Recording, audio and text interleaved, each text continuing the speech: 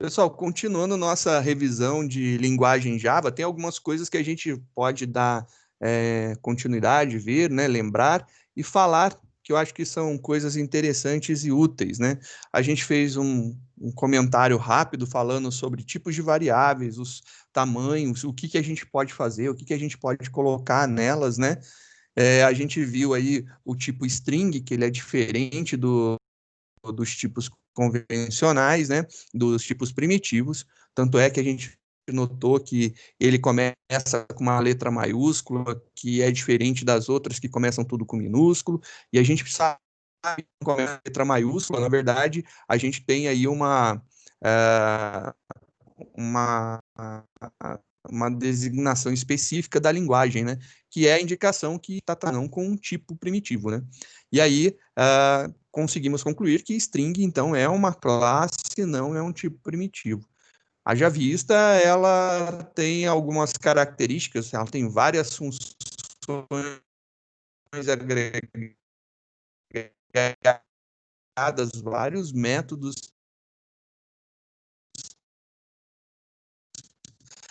agregados, né? E isso daí é uma coisa importante para a gente entender, né? Realizar, cognitivo, mas porque a gente bate tanto em cima do SAMU. Né, elas têm outras classes, né? E aí a gente vai ver, vai conversar que existe um tipo bem interessante de classe, né? Que representa um objeto, que é, por exemplo, os arrays. Os arrays, na verdade, eles não geram tipos primitivos, o array não é primitivo, independente se ele é um array de int ou não, ele, na verdade, é uma classe. Ele representa, então a gente cria objetos do tipo array, variáveis do tipo array. E aí a gente vai conversar e vai ver mais detalhes aí para frente do que pode ser. Tanto é que o array ele tem uma característica, ele tem uma propriedade, né? Ele tem lá um atributo chamado length, que é o comprimento, o tamanho dele. E isso daí é o que representa a quantidade de elementos que estão sendo armazenadas dentro dessa estrutura daí que nós temos.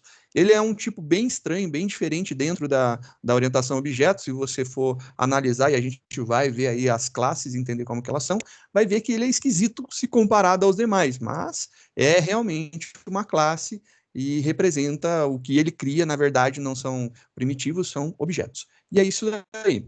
Diga, Breverto.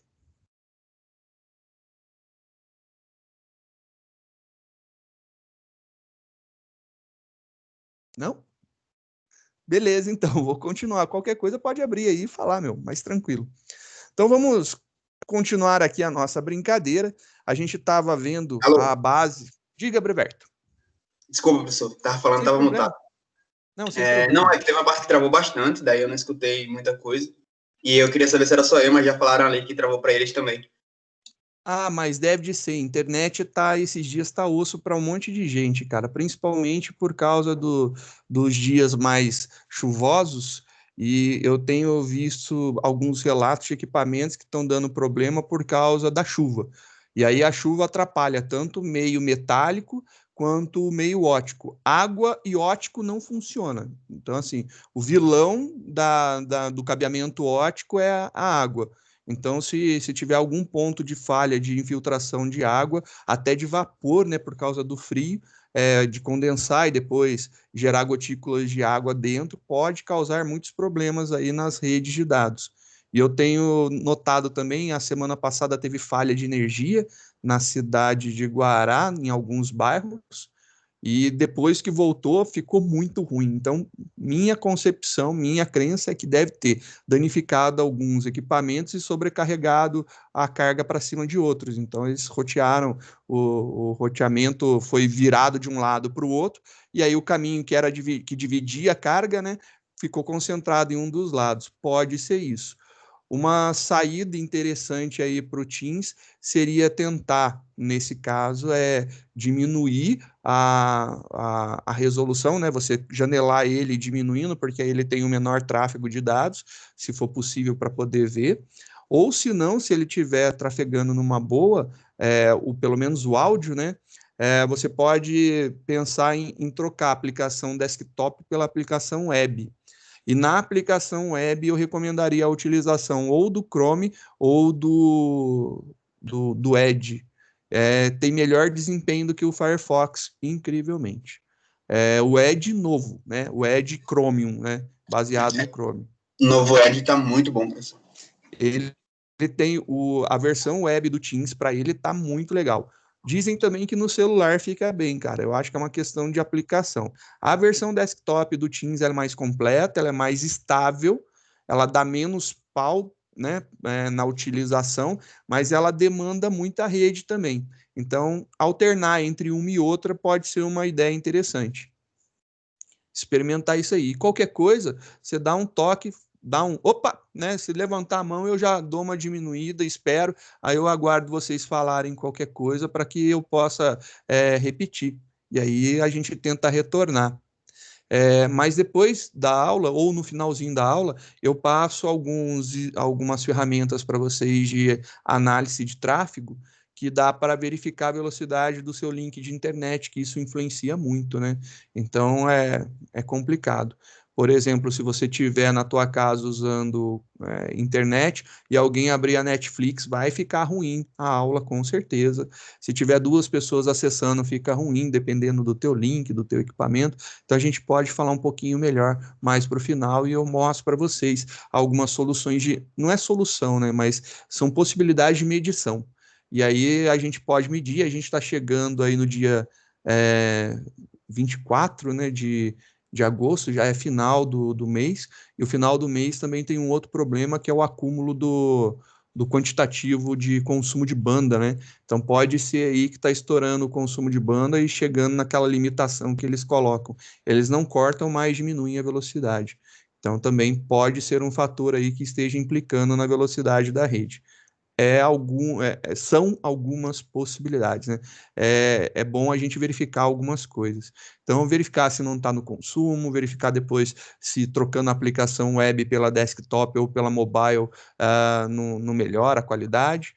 E, de qualquer forma, eu vou deixar gravado, tá? A gente está gravando e a gente deixa disponibilizado aí, tanto no Teams, como no Steam, como no YouTube, para que vocês possam acompanhar depois o conteúdo, mas a qualquer momento só parar e chamar. Chique. Vou continuar lá a brincadeira, Breverto, e aí, ver para mim qualquer coisa, se manifesta aí se está tendo corte. Vamos lá, então. A gente estava vendo na aula passada, então, a declaração das variáveis, a gente começou a ver aqui uma estrutura de decisão, a gente viu uma estrutura de laço, né? Porque a gente precisava da estrutura de laços para ver o rompimento da variável, e aí a gente estava entendendo que quando eu chego no maior valor possível de uma variável, um valor positivo, ela se torna o menor valor negativo se eu adicionar 1 a ela. E a gente tem alguns problemas aí com as variáveis do tipo float, do tipo double, primeiro porque elas são absurdamente grandes, né? Então, a quantidade de valores que eu consigo armazenar dentro delas é muito grande. E isso daí atrapalha a gente a tentar fazer isso daí. Mas com os tipos inteiros, a gente consegue. Até o int dá para a gente fazer numa boa. Quando chega no long, já fica um pouco mais difícil também, que o long ele tem aí um tamanho de quadrilhão, se eu não estou enganado, né? Então, quando a gente está falando de tipos inteiros, a gente chega a 2 bilhões e alguma coisa. Então, dá para a gente fazer a simulação com tipos inteiros. O mais fácil para simular, e aí para a gente verificar o que acontece, é o tipo byte, que ele vai de menos 128 a mais 127, né? Então, são esses daí os detalhes para a gente conversar.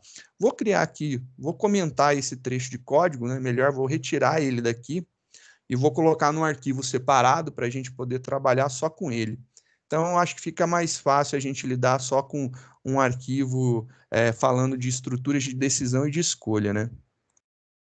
Então, vamos criar o nosso arquivinho, colocar o nosso codigão lá, vamos salvar esse cara, tá lá dentro de PO, fonte, revisão, a gente vai estar falando agora de 2.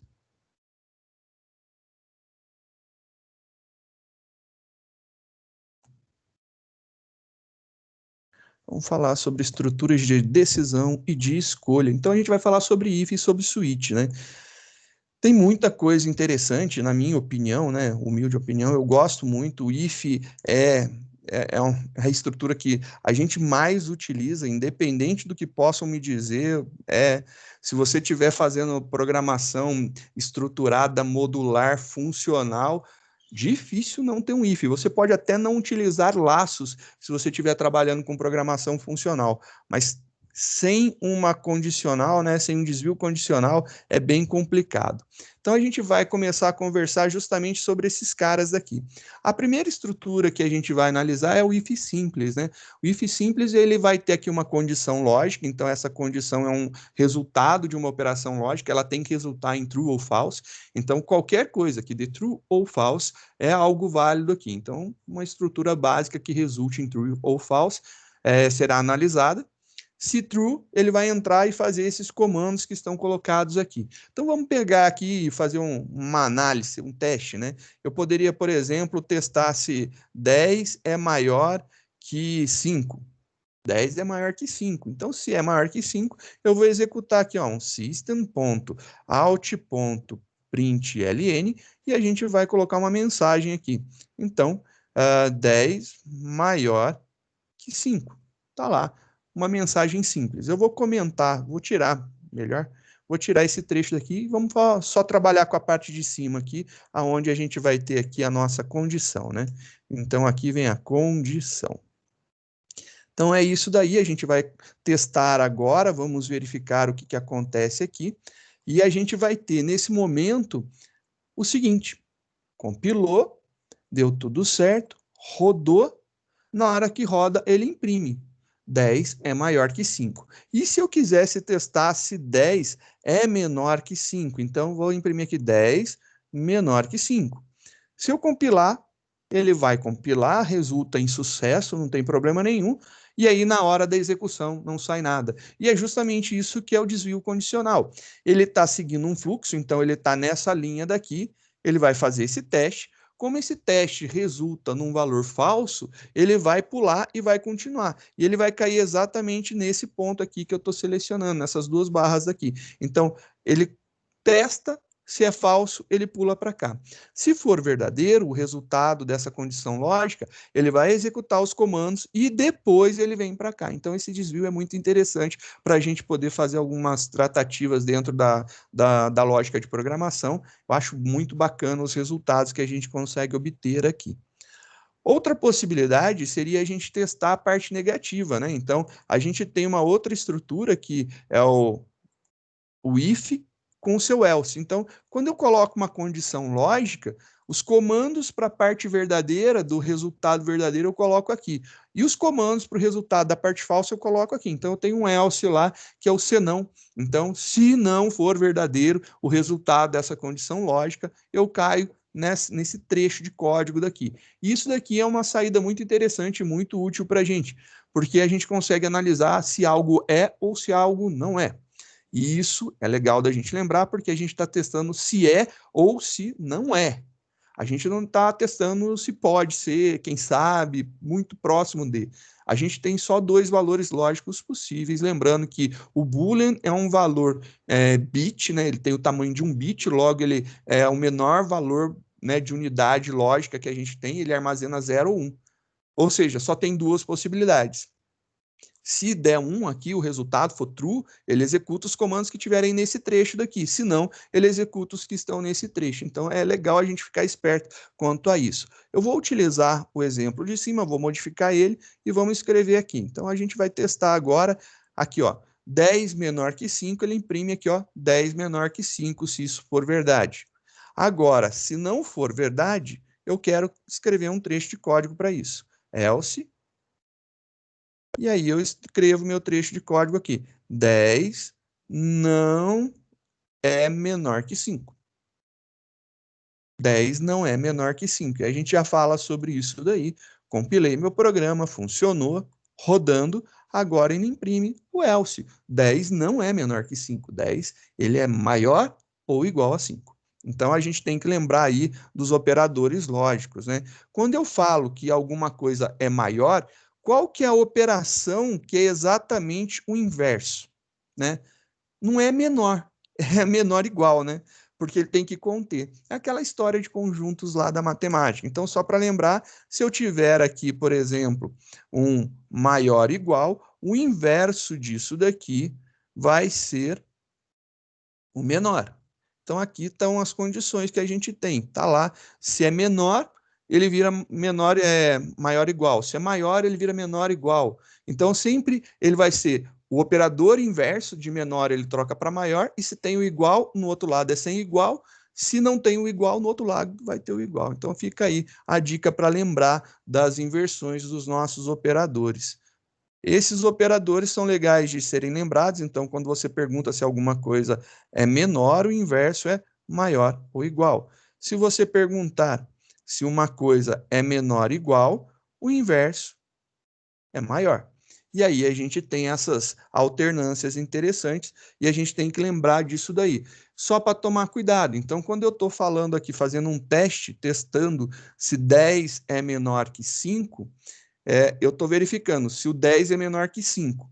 Ele vai testar isso daqui, para o 10 menor que 5. Então, aqui são os comandos para verdade, né?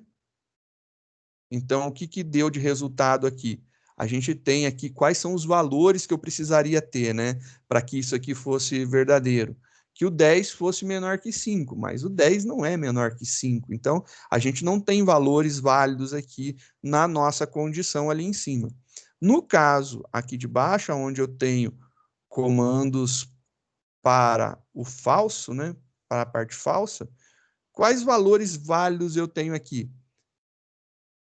Qualquer valor, porque eu estou testando se o 10 ele é maior ou igual a 5, que é exatamente o teste inverso. Então, aqui o teste que está sendo realizado é se o 10 é menor que o 5. O teste que eu estou realizando aqui é justamente o contrário. Se o 10 ele é maior ou igual a 5. E é isso daí que está sendo testado. Isso daqui é muito importante da gente conseguir visualizar. E aí a gente sabe quais valores vão ser possíveis aqui dentro. Você pode ver, então, se eu colocar o 5 aqui, no lugar do 10, 5 é menor que 5, 5 não é menor que 5, 5 é maior ou igual a 5, ele é igual. Então, ele vai cair na parte de baixo do mesmo jeito. E aí a gente consegue entender melhor todas as classificações que a gente tem do nosso if, né? E isso daí é uma coisa importante. O if ele causa um problema grave que, como eu falei, a gente tem uma condição lógica dentro dele que ou é ou não é. Ele não tem uma terceira opção, uma quarta opção, uma quinta opção. Mas a gente pode fazer um trabalho de aninhamento de ifs, né? Então a gente pode colocar um dentro do outro, criando um ninho mesmo, né? E isso daí é bem interessante e bem útil para a gente. A gente pode fazer vários testes para facilitar a vida. Eu vou dar um salvar como e continuar deixando esse daqui para vocês poderem ter aí como material depois de consulta. Deixa eu dar um salvar como melhor. E vamos continuar fazendo esse cara.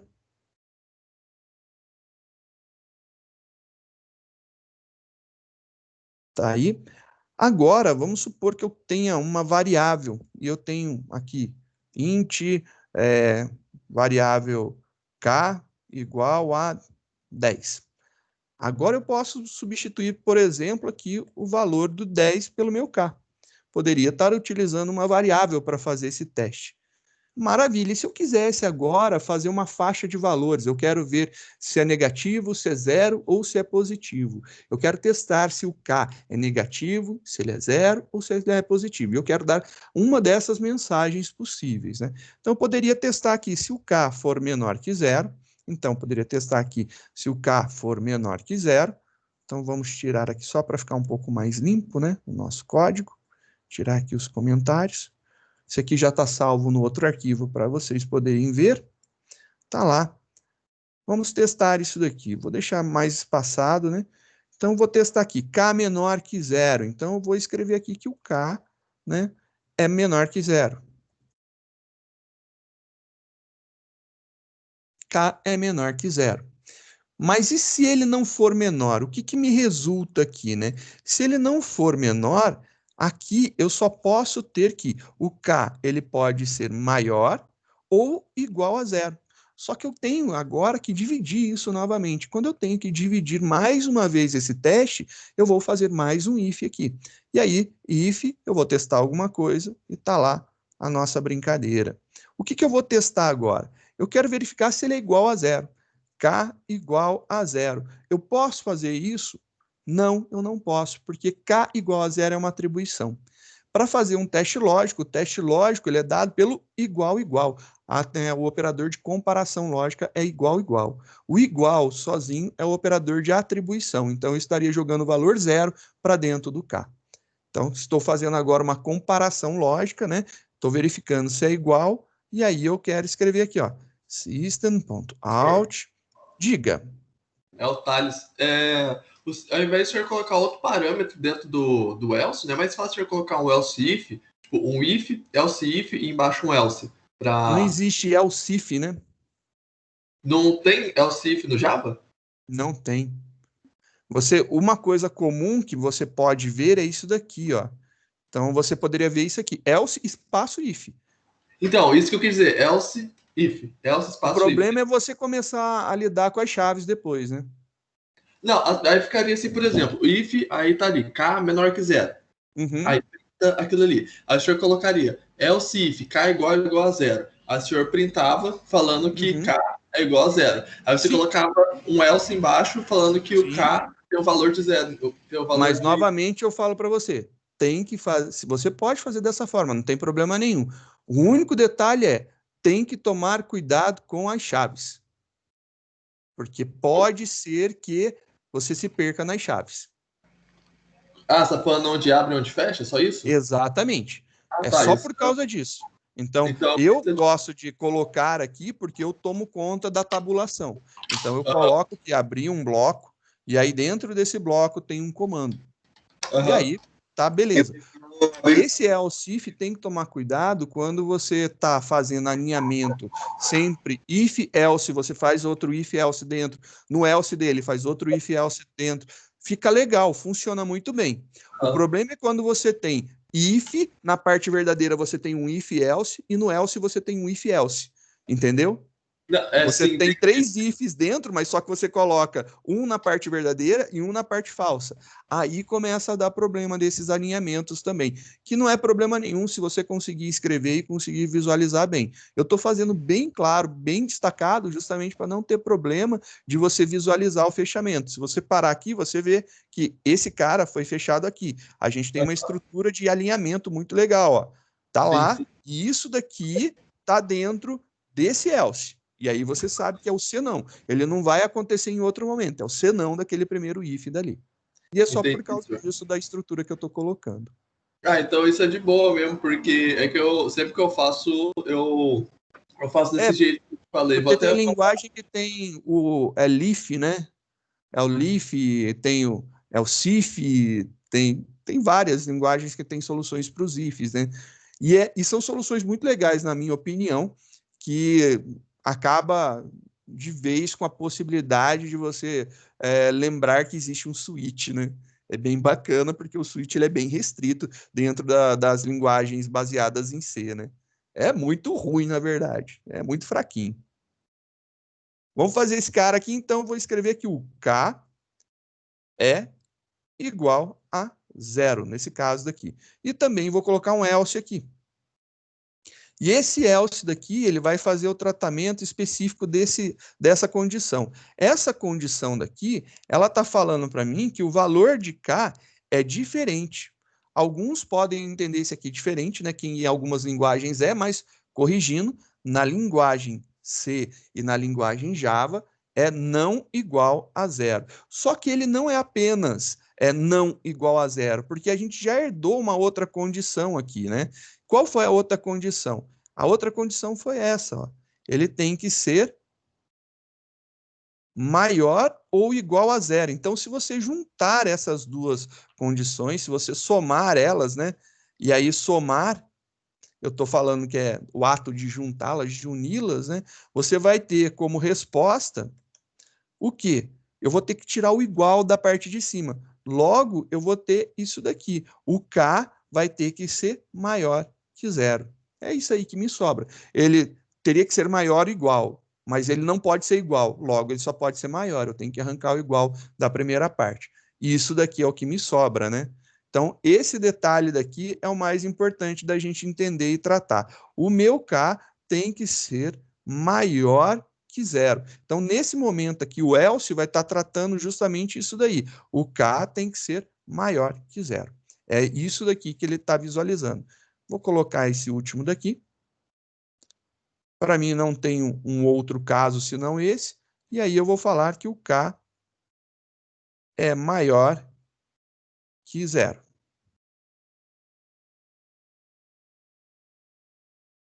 Exatamente isso, Thales. Dessa forma que você colocou, está perfeito, não tem problema nenhum. Só tomar cuidado, novamente, eu insisto, isso daí é para tomar mesmo, cuidado, com o fechamento das chaves. Pode, né, ter alguns errinhos aí bobos que acontecem, que a gente vê pra caramba, mas é bobeira mesmo nossa de não tomar cuidado. Mas se você está acostumado, tá tranquilo para você, para mim tá perfeito, não tem problema nenhum, tá mais do que certo. Olhando agora a nossa estrutura de código, tá assim. Eu tenho lá um valor de K igual a 10, eu estou testando se o K é menor que zero. O K é menor que zero? Não, 10 não é menor que zero. Então ele vai cair no else. Logo, 10 só pode ser maior ou igual a zero. Testei se ele é igual a zero. Não, 10 não é igual a zero. Já que não é igual a zero, ele vai cair na última parte e vai dizer que o K é maior que zero, ou seja, 10 é maior que zero. Compilando, executando, a gente tem lá que 10, que o K é maior que zero. Qualquer outro valor que eu coloque, por exemplo, aqui colocando menor, ele vai ter que responder que o K é menor que zero. E aí, menor que zero. E se eu colocar agora aqui o valor zero, tem que bater a resposta certa. Então, a gente tem que trabalhar dentro desse conjunto aí de dados. Uma outra possibilidade que a gente pode pensar, imaginar, é se a gente quisesse trabalhar com faixas de valores, né? Eu quero testar de tanto a tanto, de tanto a tanto, de tanto a tanto, de tanto a tanto, né? São algumas possibilidades. Vamos fazer uma brincadeira, então, com essas possibilidades aí em faixas de valores, para a gente ver o que pode dar de trabalho num if, né? Vou pegar essa mesma estrutura, vamos aproveitá-la, já tem lá as nossas condições montadas. Imagine agora que eu quero testar, além dos valores negativos, eu quero testar se ele for menor que zero, se ele está em uma determinada faixa. Então, ele é menor que zero, beleza, mas eu quero saber se ele é de menos 10 até menos 20. Então, se eu quiser fazer esse teste aqui dentro, eu posso, né? Então, ele é menor que zero. Ok, ele é menor que zero. Mas eu quero ainda fazer um teste específico, né? Eu quero, por exemplo, testar se ele está aqui em um determinado conjunto de dados. Então, eu quero testar se o K é menor, ele é maior, né, que menos 20, maior ou igual a menos 20. Tá difícil escrever hoje. E aí a gente já vai falar de uma outra coisa. Eu posso juntar condições lógicas. Novamente, desde que retorne um resultado lógico, não tem problema nenhum. Então, estou fazendo a junção de dois testes lógicos. Então, agora eu estou testando se o K, se ele é menor ou igual a menos 10. Então, ele está dentro de uma determinada faixa específica. E aí estão os meus valores. Eu estou testando se ele é maior que menos 20 e menor que menos 10. Estou colocando a faixa fechada dele e aí eu posso fazer isso daí. Vou colocar aqui que ele está numa faixa específica e eu posso escrever dessa forma. E aí aqui eu posso colocar que ele é menor que zero, independente da faixa de valores que esteja sendo apresentada ali. Posso colocar dessa forma. Então aqui eu posso falar que o K está entre menos 20 e menos 10. Tá aí a faixa de valores. Senão, só vai bater que ele é negativo, que não tem importância nenhuma. Se eu executar o meu código agora, ele vai chegar e vai mostrar para a gente que ele é igual a zero. Beleza. Se eu colocar um número positivo agora para o K, compilar o nosso programa e executar, ele vai falar que é maior que 0, beleza, está funcionando. Se eu colocar, por exemplo, que ele é menos 10, ele vai chegar e vai falar que ele está dentro da faixa entre menos 20 e menos 10. Porém, se eu pegar e colocar, por exemplo, menos 1, ele simplesmente vai falar que o valor ele é menor que 0. E é isso daí que é legal, que a gente pode fazer várias tratativas de valores aqui dentro, né? Então a gente pode testar mais de uma faixa. O if nos dá a possibilidade de é ou não é. Só que com a nossa esperteza e os nossos conhecimentos de programação, a gente sabe que se a gente juntar mais de uma condição, a gente consegue colocar faixas, a gente pode colocar 3 testes, 4 testes, 5 testes e assim por diante. A gente pode montar quantos testes a gente quiser. Então, é essa a ideia. Aqui é um if mais chato, né? Que ele tem aqui if, if, else. No else tem um if com else novamente, que nem eu tinha comentado. Pode ser montado isso aqui de várias e várias e várias formas, né? Você pode tratar isso daqui de várias maneiras. E aí fica muito a gosto e a lógica de cada um, né? Vamos continuar agora, vamos falar de uma outra estrutura que eu acho muito legal. Na minha opinião, é uma estrutura muito chata, no sentido de que ela é muito restrita, né? Em outras linguagens, ela dá um show de bola, dá para fazer muitas coisas legais com ela, mas quando a gente está lidando com estruturas de escolha, ela é xaropinha na linguagem C, na linguagem Java, são bem limitadas. Então vamos fazer um teste aí de valores, né? E se eu quisesse testar um valor, eu tenho a possibilidade de utilizar o switch. Então, switch, e aí eu vou colocar a minha variável aqui, switch e a variável. E aí agora o que acontece? Eu tenho uma abertura de bloco aqui e a gente vai trabalhar em cima dessa abertura de bloco e vamos fazer tudo que for possível aqui dentro. O switch, ele é uma estrutura de escolha. Ele tem uma variável que é para ser testada e em cima dessa variável ele consegue executar algumas coisas. As variáveis que eu posso utilizar são variáveis inteiras, incluindo o char. Eu não posso fazer um switch com um ponto flutuante. Não dá para fazer com float e não dá para fazer com double. Nunca testei fazer com Boolean, sou sincero. Eu ia falar agora do Boolean, eu nunca testei. Mas aí você, com Boolean, não sei se não seria mais fácil fazer um if, né? Mas eu acho que deve dar, que é valor pequeno. Mas a gente testa, a gente verifica. Nunca testei. E dá para utilizar char também. Não é possível fazer comparação com string. Por que, que não é possível utilizar comparação com string? Porque string, ela não é tipo primitivo, ela gera objetos. E comparação de objeto nunca se faz com igual igual. Tanto é que uma string a gente não pode fazer. Por exemplo, né, eu tenho aqui string banana, vou testar se isso daqui é igual a maçã. Isso aqui não dá para fazer. Isso aqui, infelizmente, não dá para fazer. O engraçado é que se você fizer isso daqui, vai retornar um valor para você que você vai achar que está verdadeiro. Por quê? Porque ele vai indicar que isso aqui é falso. Porém, se você testar duas strings com mesmos valores, né?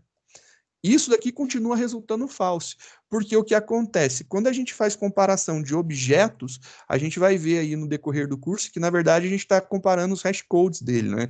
Quando a gente compara os hashcodes, cada objeto, quando é instanciado, ele gera um hashcode diferente. E aí, cada um tem um número diferente, um código diferente, por isso nunca dá igual. Somente se eu atribuir um objeto a outro e eles forem referência ao mesmo objeto. Aí a comparação é válida. Tirando isso, não dá para comparar com igual igual. Tanto é que a gente utiliza o método de comparação equals ou equals ignore case, no caso aí das strings, para a gente fazer as comparações. Mas aí é uma aspas a nossa conversa, né? Então vamos fazer os testes aqui. E eu tenho que testar os casos que eu quero, né? Então eu tenho que testar cada um dos casos que me interessa. Eu não posso fazer assim, se for menor que alguma coisa, não dá. Eu tenho que colocar explicitamente todos os valores que me interessam. Eu quero verificar se é igual a 0. Então, case 0. E aí eu vou fazer aqui um system.out.println. E aí eu vou escrever lá por extenso, 0. por exemplo, né? E aí, se for 1, eu quero fazer o mesmo processo aqui, vou repetir isso daqui algumas vezes, vou fazer para alguns valores, né? Então, se for 1, se for 2, se for 3, se for outra coisa. E aqui eu vou falar que é outra coisa. E aí o outra coisa, em algumas linguagens, o if, o switch, ele tem um else, então você tem um else para identificar que é outras coisas. Tem other case, que é uma outra possibilidade em algumas linguagens. No caso das linguagens baseadas em C, a gente tem um default. Então, a gente tem o valor padrão, quando não é um deles, eu coloco. É obrigatório? Não, não é obrigatório. Então, não tem necessidade de aparecer. É que nem o else do if. Não é obrigatório. Então, aqui eu vou escrever 1. Vou escrever aqui 2. Vou escrever aqui 3. Vou escrever aqui outro número. Vou testar do jeito que está aqui para ver qual que é a saída que a gente vai obter nesse programa. Então, o K está valendo -1, então ele vai ter que parar aqui e me mostrar outro número. Beleza, vamos rodar aqui. Compilou, executou. Pô, bacana, funcionando, perfeito meu programa. Será? Vamos testar agora, eu vou colocar aqui o valor 3. Vamos testar o 3. Testando o 3, ele aparece 3 e outro número. Opa, então eu vou testar aqui o número 0. Quando eu testo o número 0, olha só o que sai. 0, 1, 2, 3, outro número. Se você perceber, ele entrou em todos os casos, né? Ele caiu aqui no primeiro, imprimiu 0. Caiu no segundo, imprimiu 1, o 2, o 3, o 4. O switch, ele tem um comando que é necessário para caso você queira parar a execução dos casos, né? Depois de executar um desses, se eu quiser que pare, eu tenho que colocar um break. Então, vou colocar um break somente no primeiro aqui. A gente ainda está com o nosso K valendo 0, vou executar. E olha lá, 0. Beleza, e ele para, dá o break. O que acontece? O break faz com que, tá vendo que a gente tem essa abertura única de chave aqui? É uma chave só aberta. Ela abriu aqui em cima, fechou aqui embaixo. Quando ele encontra um break, ele rompe essa estrutura e ele vem parar logo depois dessa chave. Então, o break faz com que ele venha parar logo aqui. Quando ele para aqui, beleza, qual que é a próxima linha? Fecha o método principal, fecha a classe e acabou a execução do nosso programa. É isso daí. Porém, olha só, se eu colocar o 1 agora, coloquei o 1, mandei executar, aí ele apareceu 1, 2, 3 e outro número. Então ele caiu aqui e teve o mesmo problema. Depois que ele entra na execução de um dos casos, se ele não encontra break, ele vai entrar em todos os demais até finalizar o switch. E isso daí é um problema chato que a gente tem que lembrar de colocar um break aí para parar a execução. Então aqui vai ter que ter um break, aqui vai ter que ter um break, e aqui também vai ter que ter um break. Preciso ter um break aqui no default? Não precisa, né? Porque o que acontece aqui é desnecessário colocar um break. Porque se ele romper o laço, qual vai ser o próximo comando que vai ser executado? É esse. Se ele cair aqui no default e executar isso, qual que é o próximo? É esse, de qualquer forma. Então, não há necessidade do break nesse caso aqui. Então, eu posso fazer dessa forma. E aí fica a nossa brincadeira funcionando agora, olha lá. Agora 1 é apenas 1 e qualquer outro valor que eu colocar aqui, por exemplo, 2, compilar e executar, ele vai resultar somente naquele valor que eu quero. Em alguns casos, é interessante a gente utilizar ou não o break. Então, o break, ele está ali justamente para a gente poder não utilizar ele às vezes, ou utilizar quando é de nosso interesse. Ele pode ou não ser utilizado. Quando você quer que passe por um conjunto todo, você pode aproveitar e tirar os breaks da vida. Ele entrou no primeiro, faz todos os demais em seguida. É uma questão de lógica, né? De você se aproveitar da estrutura da linguagem. E é isso daí que é muito importante para a gente lembrar. Tem essa possibilidade. Então a gente viu aí uma brincadeira com break, com o switch, lembrou do break. Lembrando que aqui são variáveis inteiras e o char. O boolean eu não sei, mas eu fiquei curioso, eu vou fazer um teste rapidinho aqui, só para a gente ver, né? Vou dar um arquivo salvar como. Vamos testar aqui só para ver como que ficou essa jogada aqui. curiosidade minha também, porque eu nunca precisei usar, então quando você não precisa usar, às vezes você não se liga nesses detalhes. Então, eu vou criar aqui um boolean, vou chamar de OK e vou dar o valor true para ele. E aí aqui eu vou testar se OK. E vamos testar aqui se false e se true.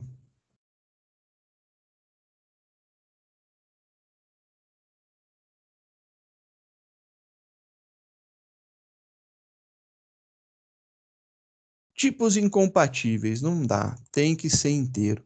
Então aí tem que ser um tipo inteiro, qualquer tipo inteiro ou char vale aqui. Se você colocar então, por exemplo, um char letra e testar aqui uma letra, vamos colocar aqui um B, e aí você pode testar a sua letra aqui. Aí é possível. Aí aqui eu quero testar se é A. Fechei? Não fechei. Vou testar aqui se é B. Isso eu posso.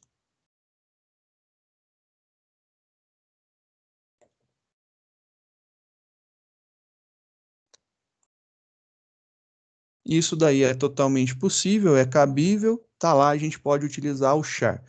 Mas pelo menos matou a curiosidade, Boolean não é permitido então em switch, só tipos inteiros, incluindo o char. Lembrando que, por que que o char é possível? Porque o char, ele é do mesmo tamanho de um short, mas é equivalente a um int, então a gente consegue fazer essas jogadas daí, de trocar um pelo outro. Agora vamos falar de laços, né? Laços eu acho estrutura bem divertida e bem gostosa de fazer, e a gente tem muitas possibilidades de trabalhar com laços, né? Então vamos continuar.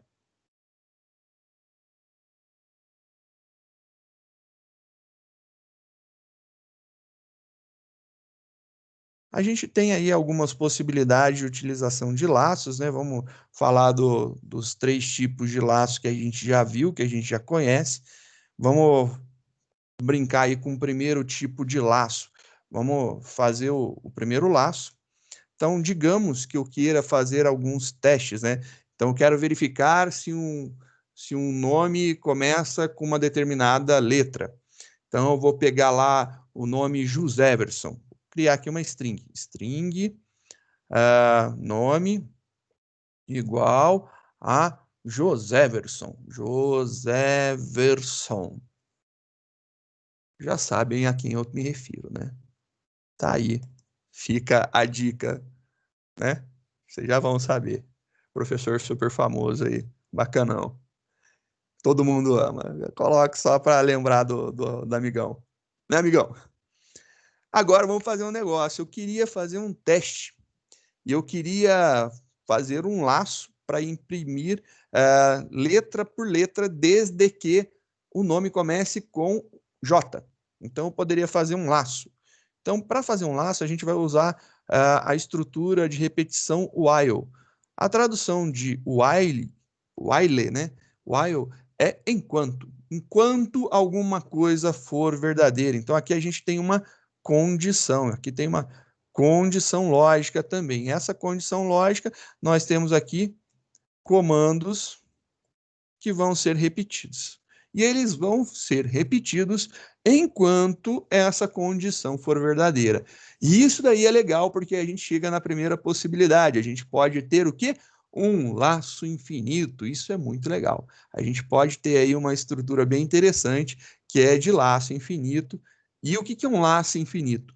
Um laço infinito é um laço que é verdadeiro e nunca deixa de ser verdadeiro. Ele continua sendo verdadeiro, né? Então, vamos colocar aqui uma bobeirinha simples de teste. Eu quero pegar agora e testar se o nome, só para lembrar de outras coisas também, sair da mesmice, né?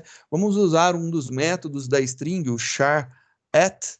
Então, o caractere na posição, eu quero testar se o caractere na posição 0 é igual a J. E aí, notem, estou testando se é J minúsculo, não maiúsculo, né?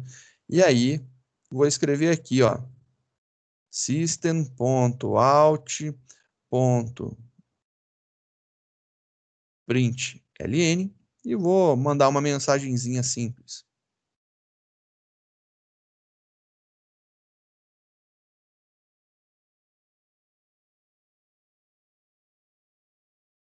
o nome começa por J. E se eu quisesse colocar aspas aqui dentro, né? Se eu fizer isso daqui, dá chabu. E aí, tanto é que se eu compilar o meu programa, ele não vai entender isso daqui, vai dar uma mensagem de erro para a gente. E aí ele está falando que tem uma expectativa de fechar parênteses, tem alguma coisa estranha, ele não está se entendendo muito bem. Mas esse cara eu gostaria de imprimir, então eu coloco uma contrabarra. Ah, legal, só que aí agora ele está fechando aqui. E aí está sobrando uma aspas aqui. Mas isso aqui não é a aspas que fecha a minha string, é a aspas que está fechando ali ou a aspas do J, então coloca uma contrabarra antes também. Aí agora, isso daqui é um caractere aspas, e isso daqui é um caractere aspas. Só para lembrar aí dos caracteres de escape. Então, compilando e executando, ele não apareceu e faz todo sentido, porque eu escrevi Joséverson com J maiúsculo, e aqui eu estou comparando com J minúsculo. Então, vou colocar maiúsculo aqui, só para a gente ver, para ficar igual. Olha lá. E aí ele fica imprimindo infinitamente isso daí. E é legal, parabéns, estamos fazendo o nosso primeiro laço infinito. Nosso laço infinito, ele vai rodar até quando? Cara, até quando acabar a energia, até quando estourar a memória, até quando queimar a máquina de tão quente que vai ficar, alguma coisa do tipo. Enquanto isso, ele vai ficar rodando e vai ficar rodando. E é uma coisa interessante, é um processo bem simplório, né? Ele está imprimindo alguma coisa, ele está fazendo um teste relativamente simples, ele está pegando a primeira letra de uma string e comparando.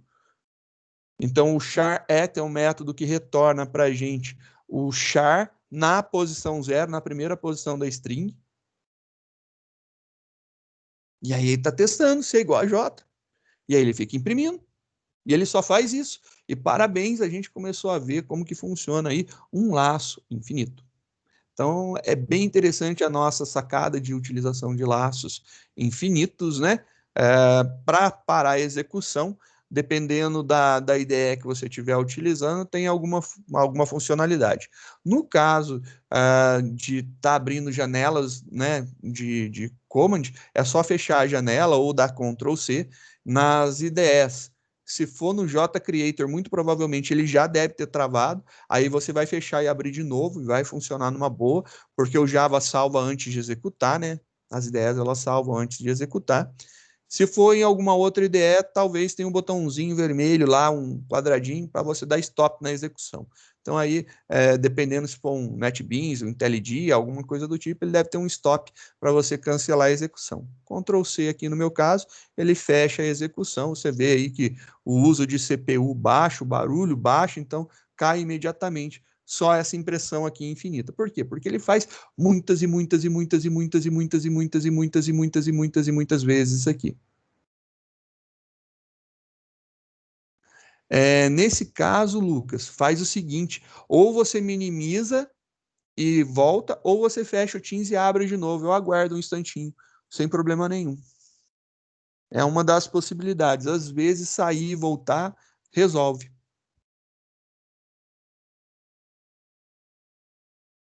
Não, tranquilo, de boa. Estamos aqui para isso. São as coisas, são os imprevistos que acontecem no online, cara.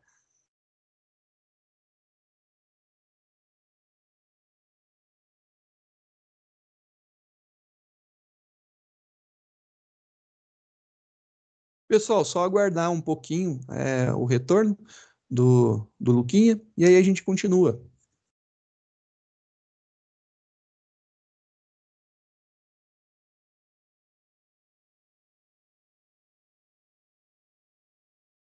Aproveitando, alguém tem alguma dúvida? Alguma coisa não ficou clara?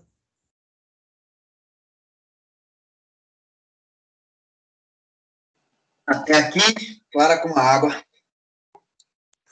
Aperta F5. Opa, perfeito. Depende da água e da onde, hein? Olha lá, hein? Verdade, Aldo. Só isso. Não, mas, cara, podia ter acontecido de travar a máquina no laboratório, reiniciar, até reiniciar, e aí se estiver executando junto. São coisas que rolam, né?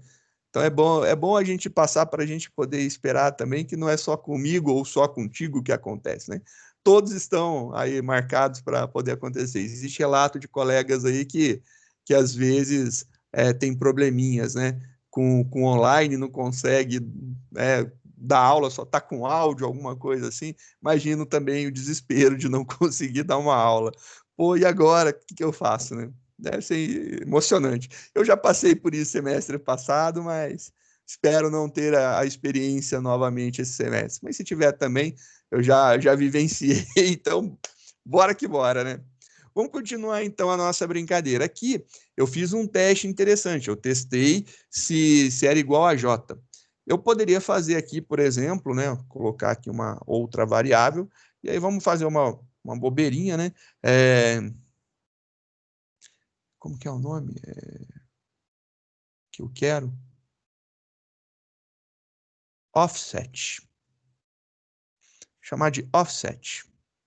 E esse offset vai começar em 0. Então, eu vou pegar aqui e vou testar se essa posição mais o meu offset, o meu deslocamento, se esse conjunto daí é igual a J. Se for igual a J, ele vai falar que o nome começa por J.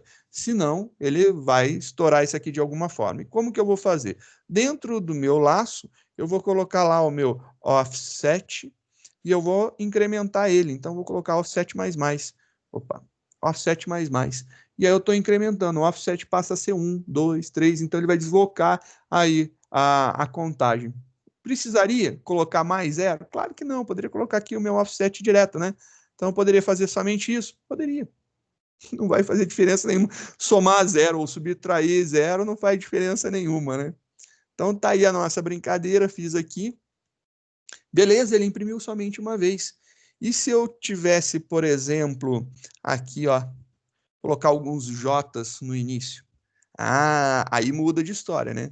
Então, a quantidade de J's que tem é exatamente a quantidade de impressões que a gente vai ter. Então, compilando isso daqui, e ó lá, ele vai imprimir exatamente aquela quantidade de vezes. Só para ver que a quantidade de J's é a quantidade de repetição. Então, esse laço daqui, diferente do que a gente estava acostumado, só para a gente ver que é uma possibilidade, ele não precisa ser com número, ele pode ser com uma condição lógica diferente, desde que seja uma condição lógica, um resultado lógico, tranquilo, e vai funcionar numa boa aí. Então, a gente viu aí a brincadeira com um laço while, e se eu quisesse, por exemplo, fazer isso daqui utilizando um laço, sei lá, do while. O laço while ele tem uma característica, né? Que para ocorrer a execução, eu preciso ter uma primeira execução, uma única execução, eu preciso que dê verdadeiro no teste lógico. E se eu colocasse aqui Didizinho, coloquei lá Didizinho. E para aqueles que vão reclamar, viu, seu Aldo? Eu estou lembrando dos Trapalhões. E olha lá, ele não entrou, né? Não funcionou meu laço. Mas ele não tinha que entrar pelo menos uma vez, alguma coisa? Não, né? Nesse caso específico, não. Então aqui a gente vê que ele pode não ter nenhuma execução. O laço ele pode não acontecer nenhuma vez. Às vezes isso é muito interessante, às vezes não é. Às vezes eu quero uma primeira execução antes de qualquer coisa. Vamos ver aí um caso de primeira execução antes de qualquer coisa, né? Então vamos salvar esse cara como. Vamos fazer aqui os nossos testes e eu vou testar o seguinte. Eu quero agora, por exemplo, que aconteça uma primeira execução. E eu queria ler um valor e testar esse valor, mas eu quero ler esse valor primeiro, para ele poder repetir, se não for um valor válido, que é uma condição que normalmente acontece.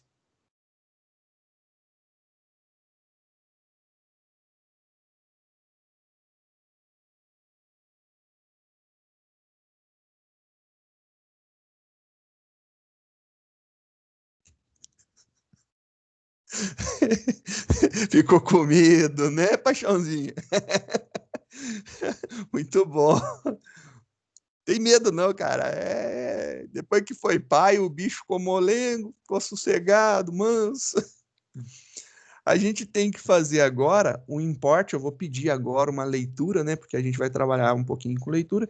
Import, e eu vou importar um pacote, o Java Util Scanner. O scanner, ele é um pacote bem interessante para a gente, que ele vai fazer a leitura, no nosso caso aqui a gente vai utilizar ele para fazer a leitura da entrada padrão do sistema. Então eu vou escanear, vou ficar esquadrinhando a entrada padrão do sistema para verificar se alguma coisa está sendo digitada. Então eu vou criar aqui meu scanner de leitura, né? Scanner, eu vou chamar meu scanner de leia. E aí eu vou querer ler alguma coisa. Então, meu objeto de leitura leia igual a new scanner, e aí eu vou fazer aqui, ó, system.in. Perfeito. Estou escaneando a entrada do sistema. Está aqui a entrada do sistema. Estou fazendo esse escaneamento aqui. Agora, o que acontece? Eu quero ler, por exemplo, uma idade. Então, quero ler aqui idade. Quero ler uma idade. Coloquei igual a 0, mas e se eu não declarasse um valor inicial para a idade? Se eu tentar manipular essa variável de alguma forma, vai dar problema, né? Então, enquanto eu não manipular essa variável, não manipular, ela pode ser declarada, mas ela ainda precisa ser inicializada. Então, aqui eu vou utilizar o segundo laço que a gente conhece, que é o do while. O laço do while, ele funciona da seguinte forma, ele tem uma primeira execução. Então, independente se a condição lógica do laço for verdadeira ou falsa, ele vai garantir uma única execução. Uma primeira execução é garantida. Depois que ocorre a condição de teste lógico, aí a gente verifica se ele vai repetir mais uma vez ou não. Porque se der falso, ele não repete, mas aconteceu pelo menos uma vez. E aqui, então, eu vou inserir agora um comando, entre com a idade, né? Então, aqui, ó.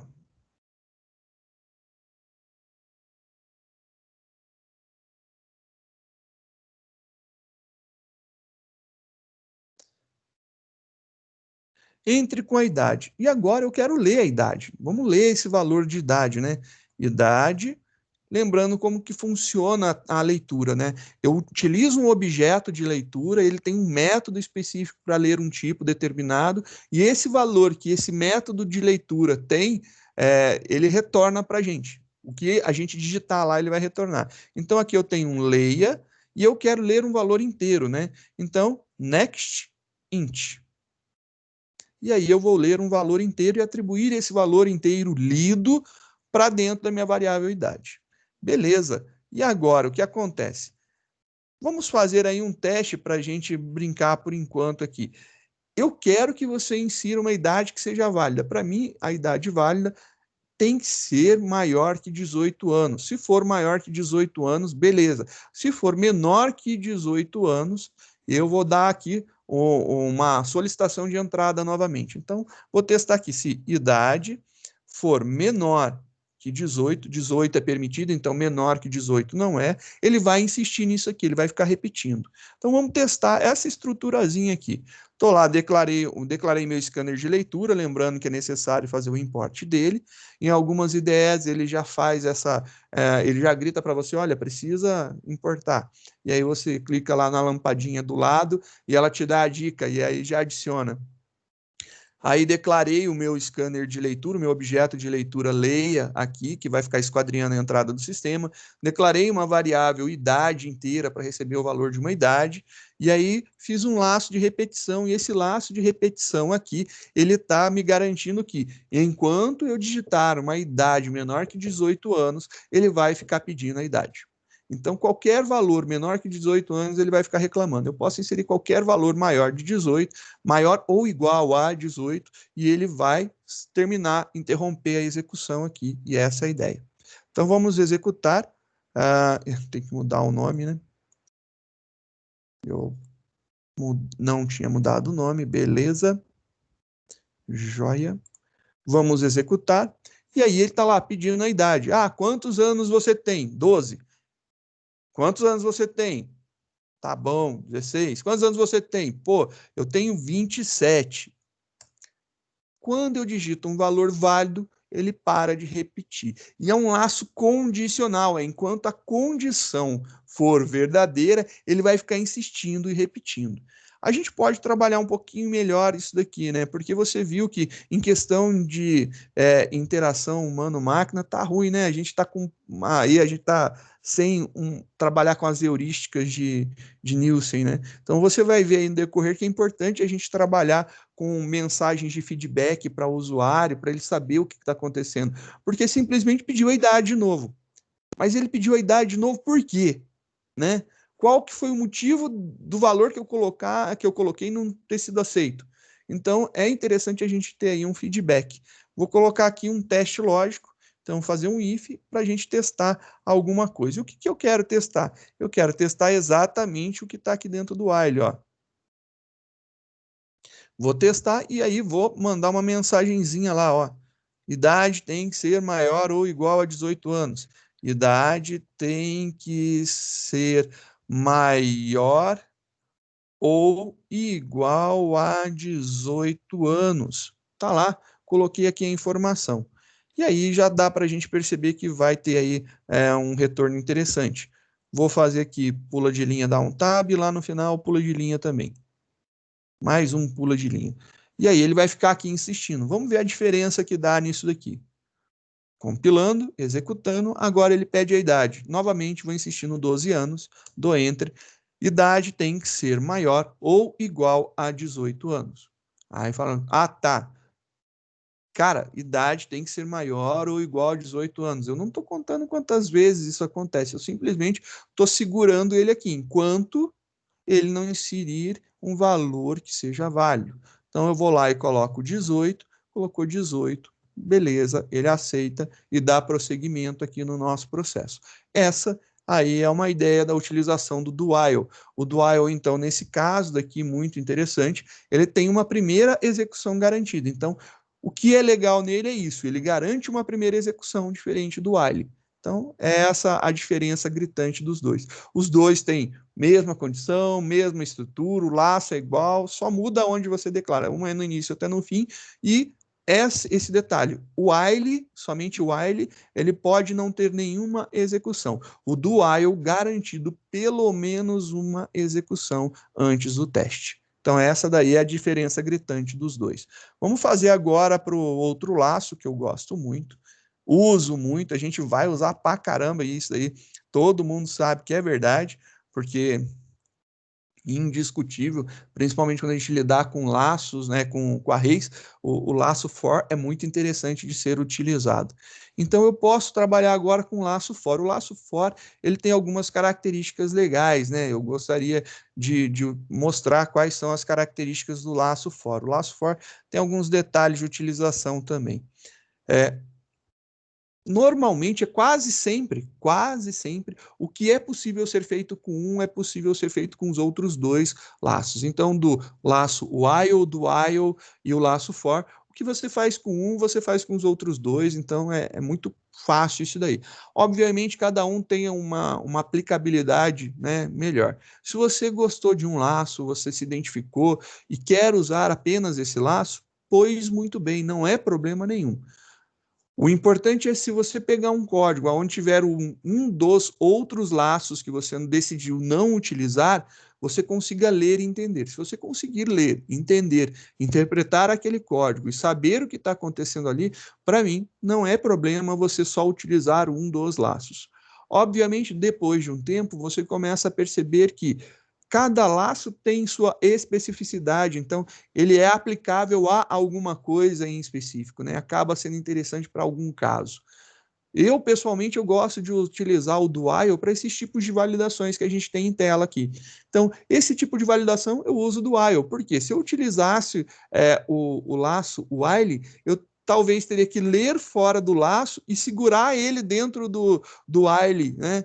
Fazendo esse teste daí. E aí você teria que ter duas entradas, aí você está repetindo o código. Eu não gosto. Ou se não, você teria que colocar um valor válido de idade, né? Se você fosse fazer isso daqui, né? Vamos supor, se eu quisesse fazer isso aqui com while, o que eu teria que mudar para fazer isso aqui com while?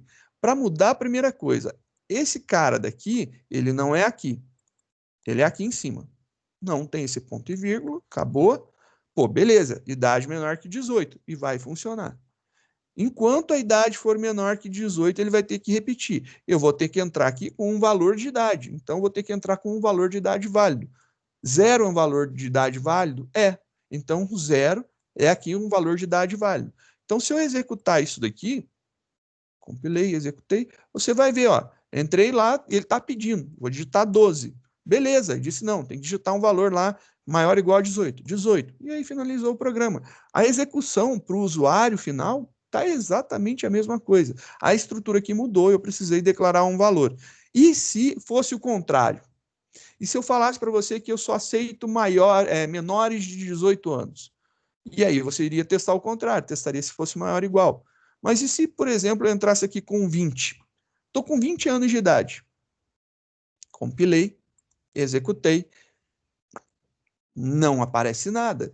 E realmente não tem que aparecer nada. Você tem que tomar, então, cuidado quando você utiliza um laço while para fazer essa estrutura, justamente porque você tem que ter aqui um valor válido que vai fazer com que você entre no laço pelo menos uma vez. Se você não tiver esse valor válido, não vai dar certo. E se você mantiver dessa forma, aqui vai dar um outro erro, ó. E aí vai dar o erro de compilação. Por quê? Porque você está fazendo um teste. Para testar, essa variável precisa ter valor. Como você não declarou nenhum valor ainda, ou seja, ela não foi inicializada, badabim, temos o erro, e o erro é lá, ó, a variável idade, ela precisa ter um valor, né? Ela precisa ser inicializada, e ela não foi. E é isso daí que tem que tomar cuidado. Então, aqui você tem que tomar cuidado com o valor que você inicializa. Nesse caso daqui, se eu colocar 0, funciona. Mas se eu tivesse testando, por exemplo, como eu falei para vocês, que eu só aceito menores de idade. Então, aqui só entra quem for menor de idade. Beleza, perfeito. E aí eu coloco 0. Ele não vai entrar. Porque eu só tô fazendo teste de repetição caso dê erro. Então, o meu teste aqui vai mudar, vai ser maior ou igual a 18 aqui. E aí, essa lógica daí não vai funcionar. É só isso daí que tem que prestar atenção e tomar cuidado para a execução. Por isso, eu acho que o do while é muito mais sensato. Eu não precisaria pensar nisso. Eu já ignoraria esse comportamento, esse momento, saber que valor que eu estou declarando na variável. Não quero nem saber, estou usando o do while, eu executo uma vez, depois que executar, que o cara inseriu o valor real que ele está digitando, aí eu testo. Eu não preciso pensar no valor lógico antes disso. É uma das saídas que eu vejo que é útil a utilização do do while. Então vamos fazer aqui a brincadeira, então, agora, testando com... Vamos ver aqui esse cara compilando. Vou deixar esse aqui, vou salvar com uma outra versão, só para ficar para vocês também poderem consultar quando o mesmo resultado com outro tipo, né? Vamos colocar aqui um próximo arquivo. Vamos trabalhar em cima desse cara aqui.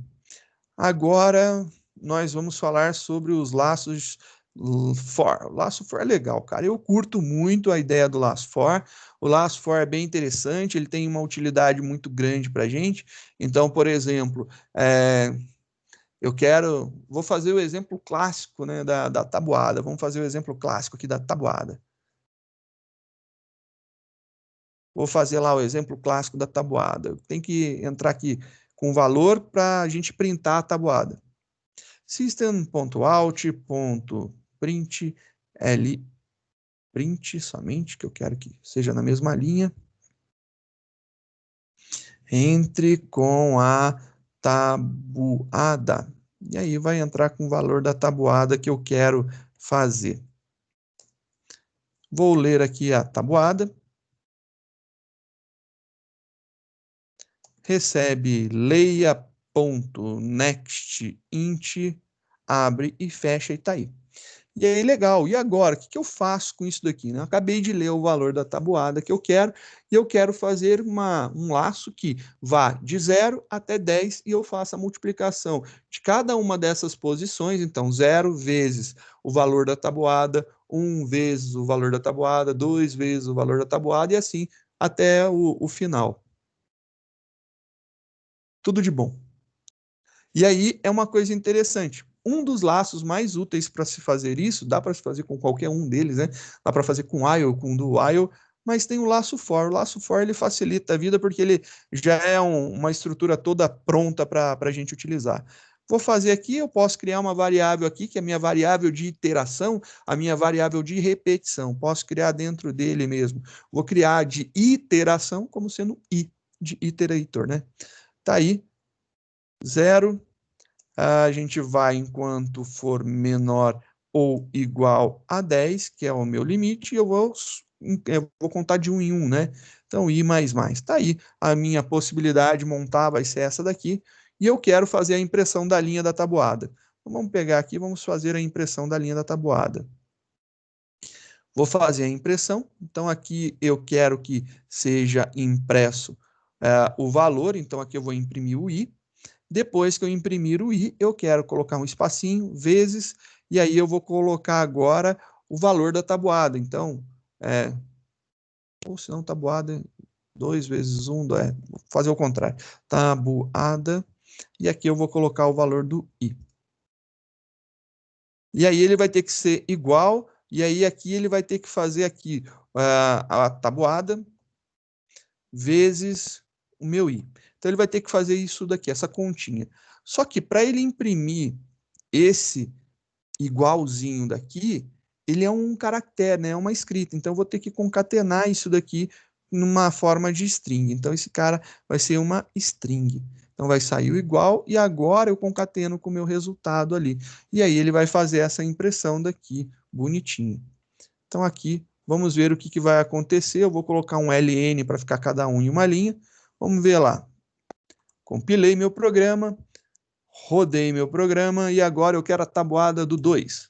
E aí 2 vezes 0, 0, 2 vezes 1, 2, até o 2 vezes 10, que é 20, belezinha, e ele está totalmente útil e funcional para eu fazer, por exemplo, tabuada do 7. E aí ele faz lá 0, 7, 14, 21, 28 e assim por diante até o 70. Tá aí, funciona muito bem. O que a gente tem que lembrar do laço for? O laço for, ele tem aqui a inicialização, então eu inicio uma variável, dou o valor inicial a ela, eu tenho uma condição lógica e depois eu tenho um incremento ou decremento que eu faço aqui. Então, são 3 áreas separadas por ponto e vírgula, é bem diferente do que a gente comumente vê, mas a gente pode fazer aí de qualquer forma o que a gente quiser. Ela tem uma característica também muito importante que eu gosto de ressaltar. Notem que aqui eu declarei uma variável. O int é declaração de uma variável. E aí a gente entra no assunto de escopo, né? Aonde essa variável existe, aonde essa variável tem vida, aonde ela é visível. Essa variável que eu declarei aqui, essa variável i, ela só existe nesse trecho de código. Fora disso, ela não existe. Então, passou desse ponto, dessa última chavezinha aqui, então ele passou desse ponto aqui, a variável i deixa de existir. Então, se eu tentasse, por exemplo, fazer uma impressão aqui, né? Eu quero imprimir o valor do i. E aí eu quero imprimir o valor do i aqui. Quero fazer esse teste, essa impressão daqui, só para a gente ver qual que é o valor do i após a execução. Se eu compilar, já vai dar uma mensagem de erro dizendo que ele não pôde encontrar esse símbolo, cannot find symbol. Ou seja, ele não encontrou essa variável não existe mais. Eu acabei de declarar ela aqui sim. Você declarou dentro do laço, fora do laço ela não existe. Se você precisasse utilizar ela fora do laço, com valor alterado ali, seria legal você declarar essa variável aqui. Declarei a variável fora, e aí dessa forma que tá, eu tenho uma declaração de variável aqui e uma declaração de variável de mesmo nome. Aí eu compilo e ele fala que eu não posso declarar uma variável novamente, né? Com o mesmo nome. Eu venho aqui e arranco esse cara. Então eu não estou mais declarando ela 2 vezes. A partir desse momento, compilou, perfeito, não deu mais erro, executei, e olha lá, vou entrar com a tabuada do 2, você vai ver que ele vai de 0 até 11, a nossa condição lógica. Então, olha lá, vai ser enquanto i for menor ou igual a 10, e aí você viu que quando ele assumiu o valor 11, deixou de ser verdadeira a nossa condição, logo deixou de repetir, ele não entra mais nesse laço, estoura e imprime logo que está em seguida aqui da chave, que no nosso caso aqui é o valor da variável i, que ali literalmente a gente está escrevendo o valor do i, e aí imprimindo o valor do i, que no caso é 11. É essa a ideia. Tem algum limite? Limite do quê?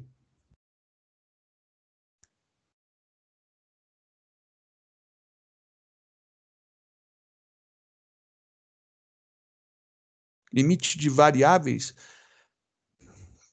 tem do tamanho das variáveis, quantidade variável que você declara, ela tem relação com quantidade de memória que a máquina que vai executar tem.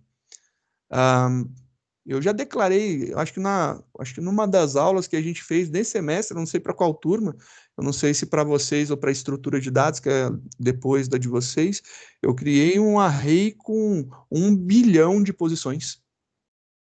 Não, 2 bilhões de posições. Então, você pega o tamanho do inteiro, que é 4 bytes, e você calcula aí 4 vezes 2 bilhões. Você estava com 8 bilhões de bytes sendo ocupado. E ocupa. Isso daí é o limite. A quantidade é a quantidade de memória que você tem. Eu não sei dos limites de declaração de variáveis. Não tem nada especificado quantas variáveis eu consigo declarar. O tamanho que o laço vai. Se você fizer um laço de inteiros, você vai até 2 bilhões e um pouco.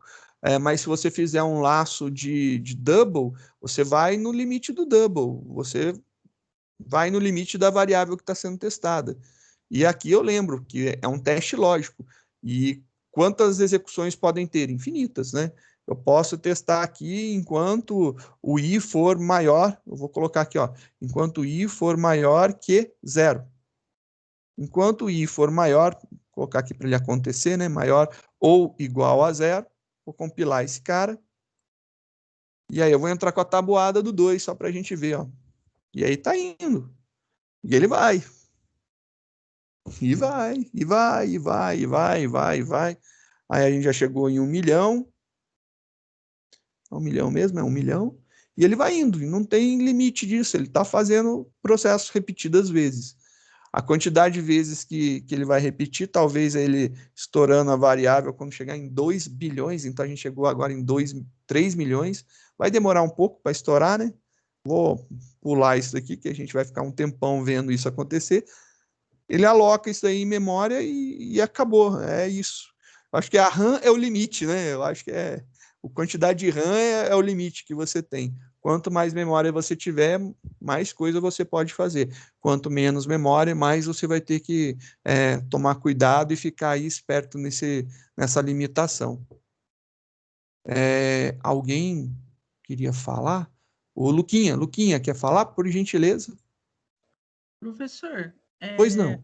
eu queria perguntar aqui, imagina nesse exemplo aqui, suponhamos que eu tenho num desses códigos 2 loops de for. E aí, em um loop de for ali entre os parênteses, eu declaro lá um i, que é o contador, a variável contador. Eu posso declarar no outro loop um outro i também? Sem dar problema assim de... Se não for aninhado, pode. Se um não tiver dentro do outro, pode sem problema nenhum. Então, Se tiver o de que fora, você... pode chamar tanto... Tranquilo. O que você está falando, né? Deixa eu só arrumar aqui, porque senão vocês podem querer testar e vai cair em laço infinito, aí vai ser ruim aí. Vamos colocar aqui menor ou igual a 10. Aí aqui pelo menos fica certo. Vamos fazer um teste aqui, aí a gente fica com isso daqui atualizado. Eu vou mostrar aqui a utilização de 2 laços. E aí você quer contar, por exemplo, você entra com um número, você conta de 1 até o número e do número até 1, usando 2 laços, isso aí é fácil, diferente aí das listas de LP que eu peço para fazer com um laço só. Vamos ver aqui, você entra com um número, e aqui a entre com um número, você vai ler o número, e aí você vai fazer de 1, vai começar em 1 até o número, e aí você vai imprimir o número. Então, vou colocar aqui só para imprimir o meu i, ele vai mostrar. Só que para ficar um pouco mais organizado, eu vou fazer aqui, ó. Vou colocar para ele imprimir um espacinho, só para concatenar e imprimir um espacinho. E aí depois, vou tirar a declaração do i daqui, vamos fazer do jeito que a gente tinha comentado, né? Coloco aqui um int, e agora eu quero o contrário, eu quero fazer uma decontagem de valor, né? Eu quero decontar o meu i. Aí ele vai começar no número, e ele vai enquanto i for maior ou igual a 1. Maior igual a 1. E aí eu não estou contando mais, eu estou decontando, né? E aí eu vou fazer aqui a decontagem. Então, vou fazer esse processo daqui. Ele vai de 1 até o número do número até 1 novamente. Então, ele vai repetir o número aí. Ele vai, por exemplo, se eu digitar 10, 1, 2, 3, 4, 5, 6, 7, 8, 9, 10, 10, 9, 8, 7, 6, 5, 4, 3, 2, 1. Corrigir aqui o nome, que está 10, aí 11. Feito. Compila, executa. Tá lá, vou digitar aqui 10. O que ele vai fazer? Ele vai imprimir do 1 até o 10, depois do 10 até o 1 novamente. Ele vai fazer isso daí. Então, é essa brincadeira. A gente está declarando aqui, ó lá, declaração da variável i e declaração da variável i de novo. Isso aqui não tem problema. Por que que não tem problema? Essa declaração, esse i, ela existe até essa chave. Passou dessa chave daqui, então, antes da chave, o i existe. Aqui atrás dela, o i existe. Depois dela, o i não existe mais. E aí eu venho e declaro i de novo. Não tem problema, porque aí eu estava com uma variável, tinha declarado lá atrás, ela passou daquele ponto, ela deixou de existir, entrou num outro laço, eu recriei a variável com o mesmo nome. Poderiam ser nomes diferentes? Poderia, não tem problema nenhum. Assim como eu poderia fazer a declaração dela aqui. Poderia declarar a variável i lá em cima, e aqui eu não precisaria declarar nenhuma nem outra. Poderia fazer dessa forma também. E aí aqui compilou, executou, vou lá colocar o valor 10 de novo, mesmo resultado que a gente obteve. Então não modifica. Lá você tem uma declaração global, ela é enxergada dentro de todo o programa principal, e da outra forma que estava, ela é enxergada apenas dentro dos laços. Por isso, da necessidade de redeclarar ela todas as vezes que eu vou utilizar. Por quê? Essa variável que foi declarada aqui, ela existe somente aqui dentro. E essa outra só existe aqui dentro. No meio campo de uma com outra não existe. Então, aqui, nesse trecho aqui, eu vou colocar aqui, ó, barra, barra, nesse ponto daqui, a variável i existe? Não, ela não existe. Interessante que ela não existe, ela não tem existência nesse ponto. Simplesmente isso. Ela não existe nesse ponto. Porque ela existe ou dentro do laço anterior ou no laço inferior aqui, logo abaixo do barra barra aí existe a criação dela novamente. Antes disso, nesse momento específico daqui, esquece, ela não existe mais. É legal porque a gente tem uma ferramenta que se chama Garbage Collector, que é o coletor de lixo. Ele é uma ferramenta que foi criada para ficar varrendo a memória e ir procurando essas variáveis que estão, né, deixaram de ter uso. Cada vez que você deixa de utilizar uma variável, ele vai lá e faz essa coleta de lixo. Por quê? Para limpar a memória. E aí ele tem esse trabalho de fazer essa coleta, arrancando essas variáveis aí da memória para a gente poder jogá-las fora, né, literalmente. Vou fazer mais um exemplo antes da gente dar tchau, né? Vou fazer aqui um exemplinho bacana também, uma outra possibilidade, já que a gente está falando de repetição de laços, né? Utilizar o laço mais de uma vez. E se eu quisesse fazer agora um laço dentro do outro, né? Eu quero fazer aqui um laço dentro do outro. Quero fazer algo mais ou menos assim. Uma coisa que eu sempre gosto de lembrar é identação. Muito importante identar os teus códigos. Se acostume a identar, porque aí você fala, eu vou para Python. Dançou, cara. Python é a identação que faz os blocos, né? Fica mais difícil. Então, assume isso aí como sendo verdade. Vamos fazer o seguinte, eu vou de 1 até o número, e aí eu vou imprimir o número, eu vou colocar aqui uma vírgulazinha. Vou imprimir agora na mesma linha, também, colocar aqui, espaço, traço. Vai ser assim, e aqui eu vou colocar os números com espacinho. Vai imprimir, e aí depois eu vou fazer isso daqui. Olha só que legal, vamos testar esse código daqui.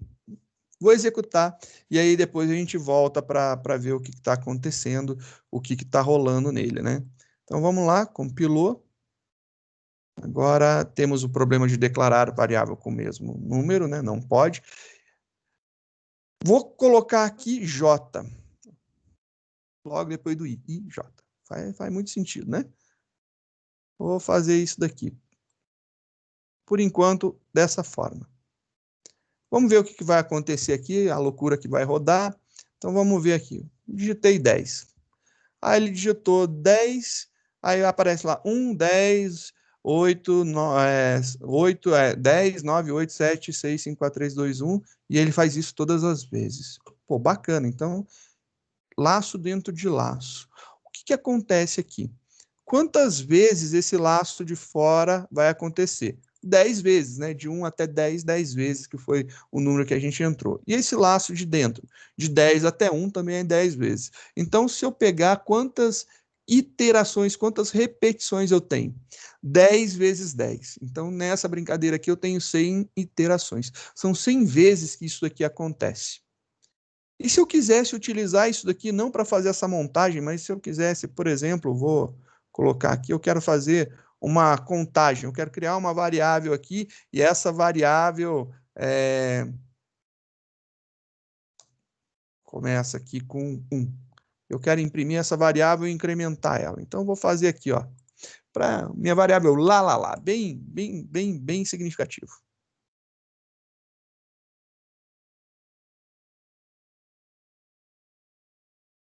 Opa. Eu vou imprimir aqui lá. E é isso daqui. É essa brincadeira. Por que eu quero fazer essa impressão? Eu quero fazer isso porque eu quero ver quantas vezes acontece essa repetição. Então, cada vez que imprimir, eu vou incrementar a variável em 1. E aí eu quero ver quantas vezes isso aqui vai acontecer. Vamos ver até quando essa variável vai contar. Vou entrar lá com o valor 10. E aí ele vai de 1 até 100. Beleza. Ou seja, estou fazendo um laço aqui que vai de 1 até 10, outro laço que vai de 10 até 1, independente se é contando ou decontando, são 10 repetições em um, 10 repetições em outro. Quando eu tenho laço dentro de laço, a gente tem uma multiplicação da quantidade de iterações de um pelo outro. Então, nesse caso aqui, como eu tenho um laço dentro do outro, um está multiplicando a quantidade de iterações do outro. 10 no primeiro, 10 no segundo, 10 vezes 10, um total de 100, que é a quantidade de iterações que a gente está tendo, quantidade de repetições que esse laço faz.